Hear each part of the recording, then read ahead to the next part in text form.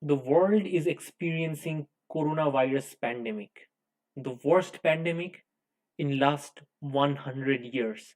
It started in Wuhan, China.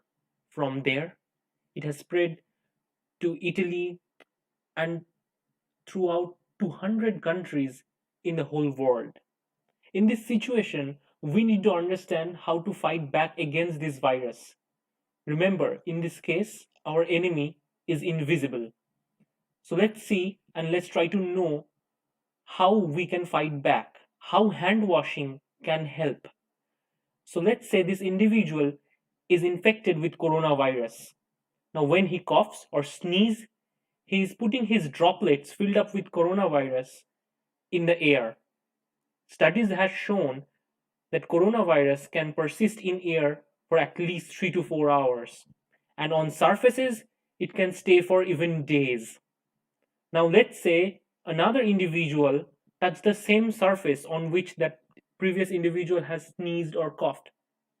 Now, the droplets comes to his hand, and next time when he touches his hand to anywhere, he is infecting the other people as well. For example, handshaking, or while returning home, he is going to the supermarket, he is touching the supermarket cart and putting the virus there as well. While taking out money, let's say, he is transmitting the virus or putting the virus in that surface, and the virus can stay on that surface for long. Now, while another individual touch that same cart, not knowing that there is virus, the virus goes to his arms as well. And next time he touches his face with the hand, the game is over. We can understand the degree of transmission of this virus and how dangerous it is. None of these things we actively perceive while doing our everyday work, right?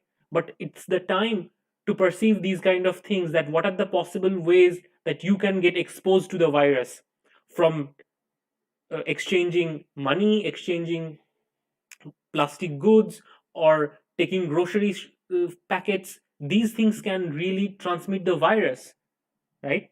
At this situation, what is doable or what is recommended by WHO is washing hands. Let's say the man has not washed his hand and taking an elevator. In the elevator door, in the door handle of his home, he is spreading the virus and keeping it on the surface.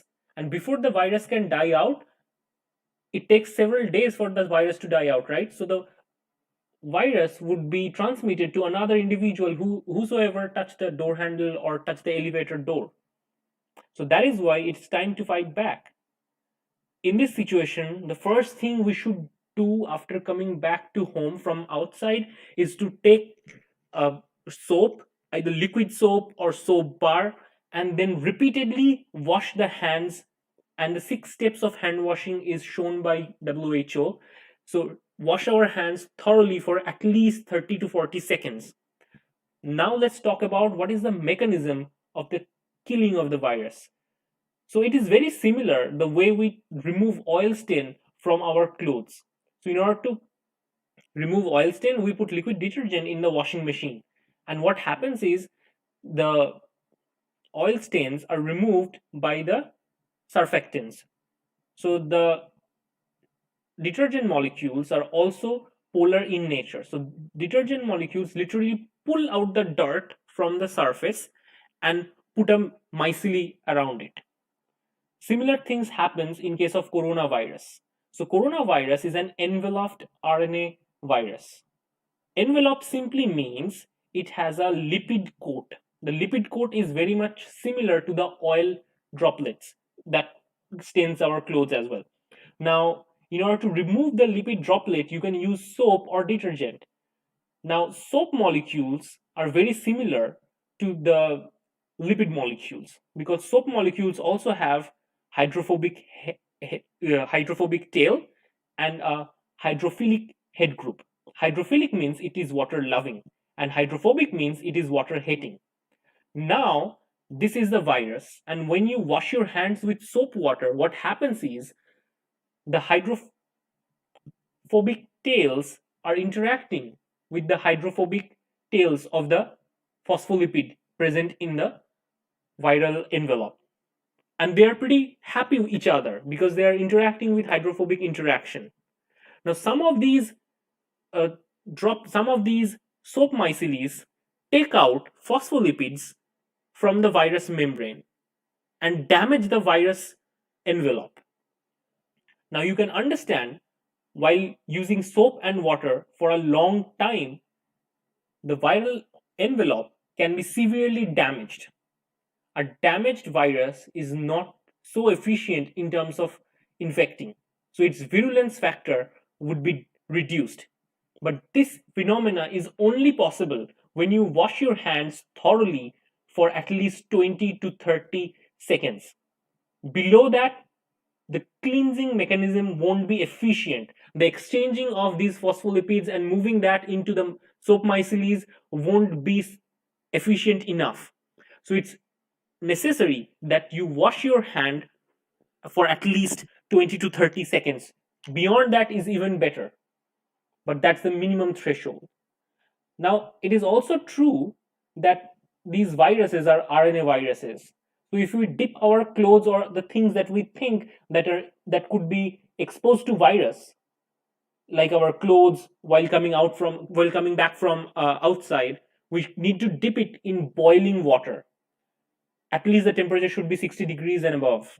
Best is boiling water, which would be 100 degrees. Because at that temperature, the proteins or the spikes that are present on the outer surface of the virus would be denatured. So as the genetic material, which is RNA, it won't be stable at that high temperature. Unfortunately, we cannot dip our hand in that boiling water because it would cause burn. That's why repeatedly hand washing with soap would be very efficient in this situation. Do you want to know how hand sanitizers work?